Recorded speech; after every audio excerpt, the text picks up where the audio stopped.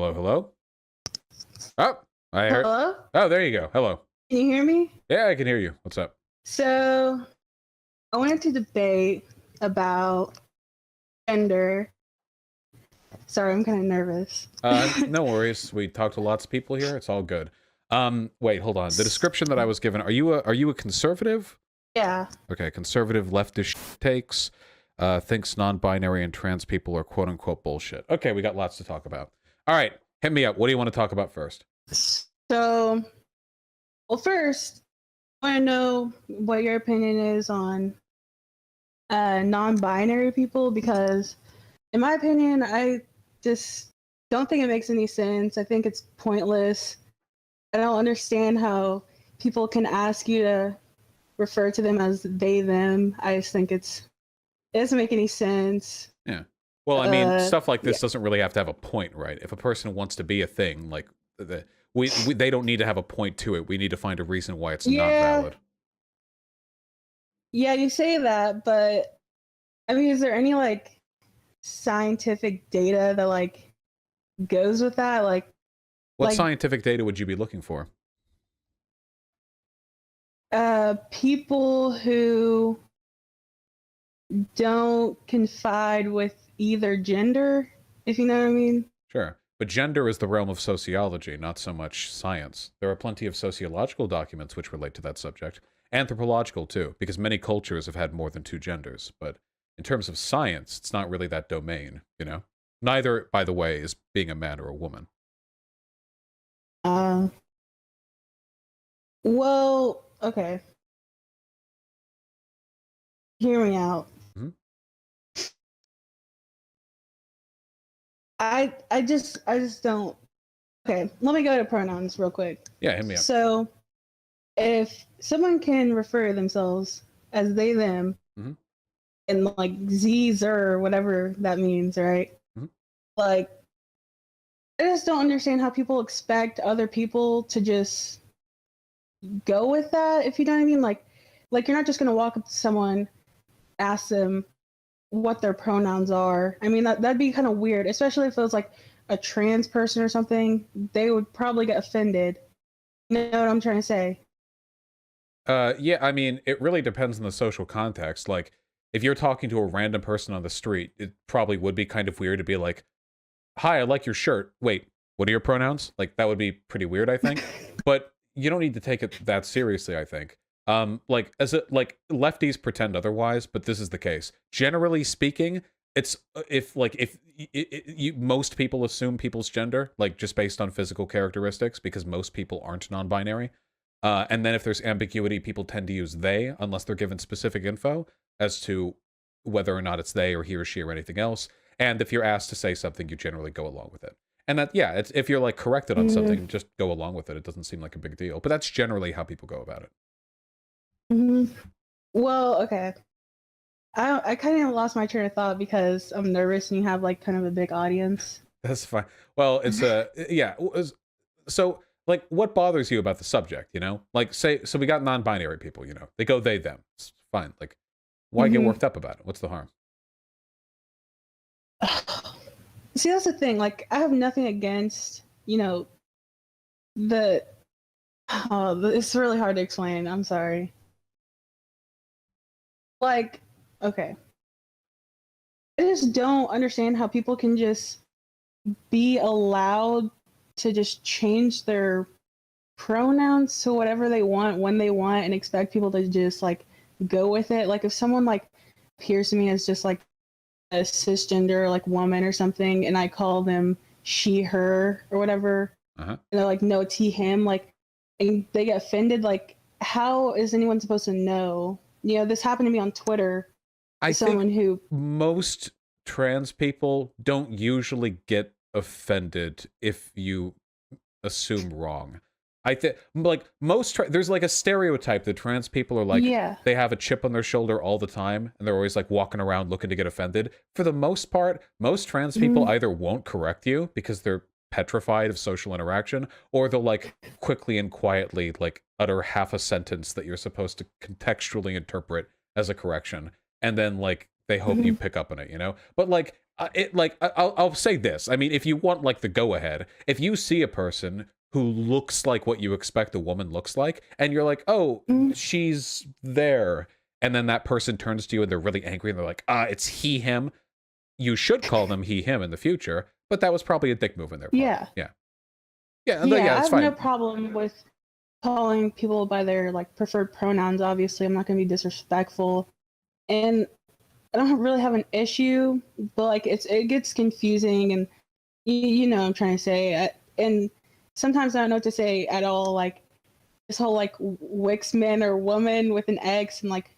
Oh, that's not a trans thing. That's a whole other thing. That's probably like a liberal thing. Am I right? Yeah, you could ignore the WXMEN or the WOMXN spelling of woman. You can completely ignore that one. Okay, that's a whole other ballpark of shit. Yeah, or that Latinx bullshit. You don't need to worry about that. Yeah, that's a big one. But yeah, I also want to talk about this whole. This probably I didn't mention this when I DM'd you, but I want to talk about LGBT presence with the Black Lives Matter protests. Yeah. You probably wouldn't expect me to support Black Lives Matter, but I don't have an issue with protests. I mean, your First Amendment right, but I think it's kind of odd how big of a I don't know how to explain this. How do I put this?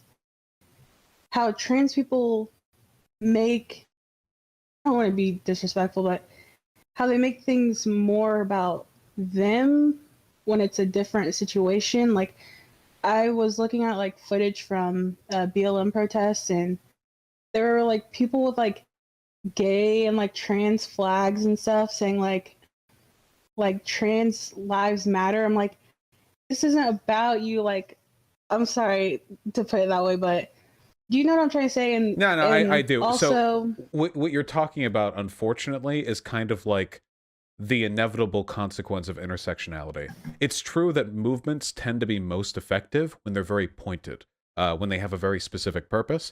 But nowadays, like the types of people who support Black Lives Matter tend to be the types of people who support trans rights, who tend to be the same types of people who support indigenous rights, like, and it all gets like put together. Now, I don't think there's anything wrong with any of these individual ideas, but the only thing I'd correct is, generally speaking, it's not like trans people butting their way into the conversation. It's usually, I'm going to be real, well-meaning white liberals who amalgamate all social movements together into like a single flag.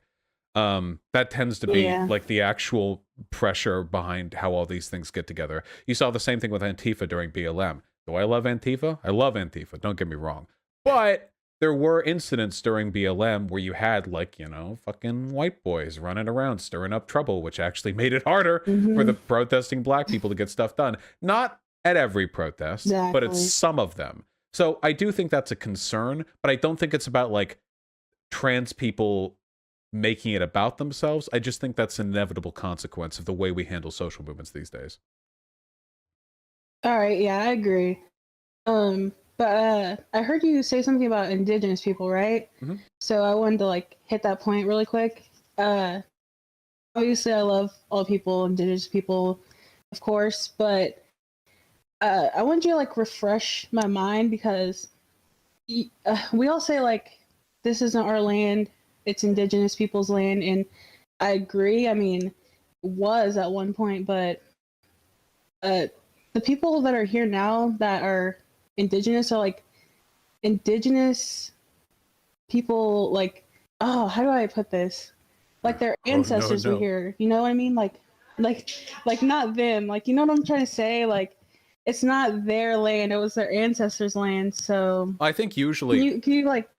So there are a couple of lines to this. One of them is that if you actually adhere to the treaties that the United States signed with like Native American people back when we were engaging in Manifest Destiny, like legally speaking, we actually broke a lot of contracts. So if you're adhering specifically to like the rule of law as set forth by the American government, you can make an argument that like a lot of the land we're on literally is stolen. Not in like the colloquial sense, but in the actual legal sense. But like practically speaking, I think the main reason why people bring those arguments up is usually to shut down conservatives who are making arguments about immigration.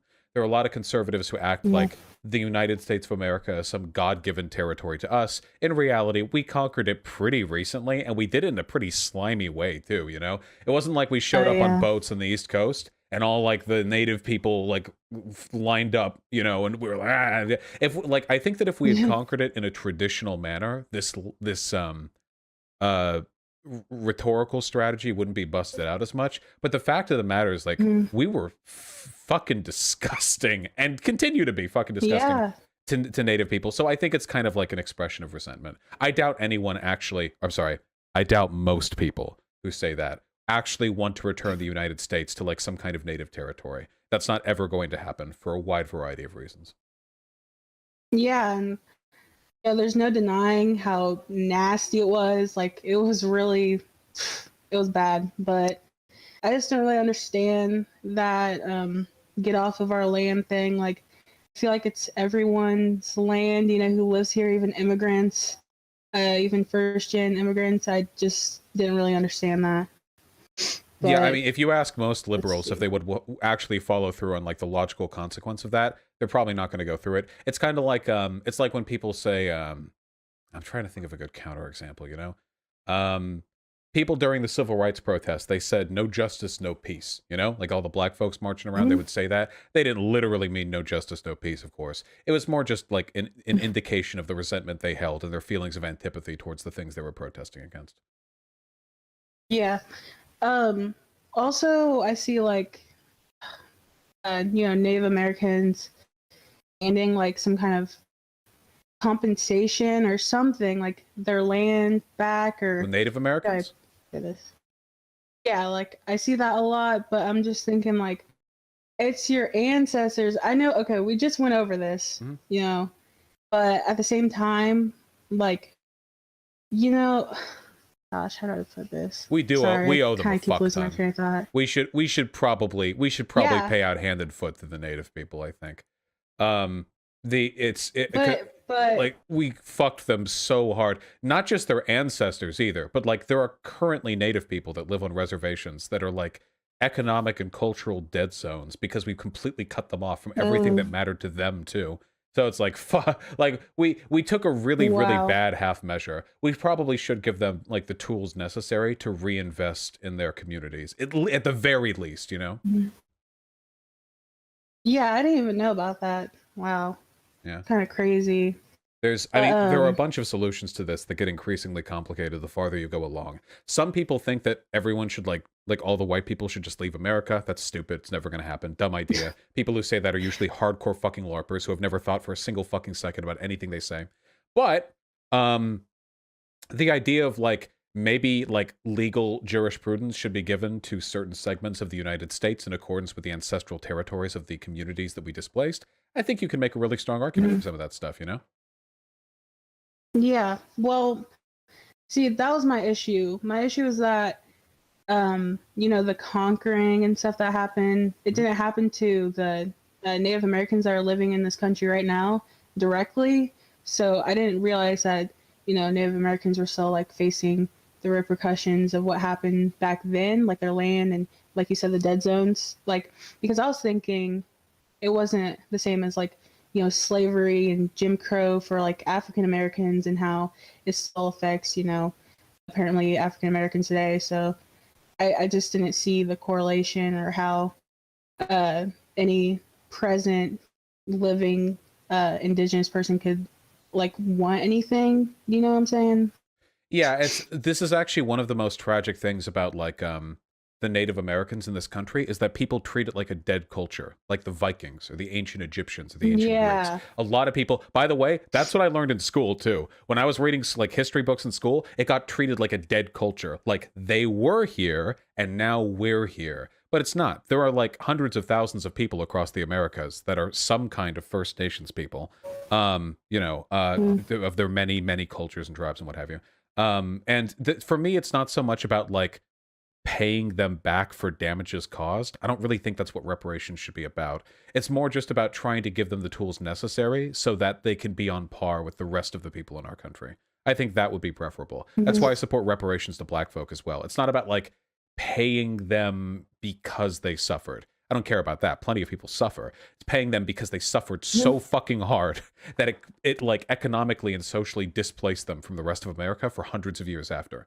So yeah. yeah. I guess that's where I was like ignorant because, like you said, it's not like Native Americans still aren't, you know, suffering or whatever. Like you said, I just didn't know. I kind of thought it was just like cut off, if I'm explaining that right. Yeah, that's right. You don't have to apologize for it. The American education system is terrible.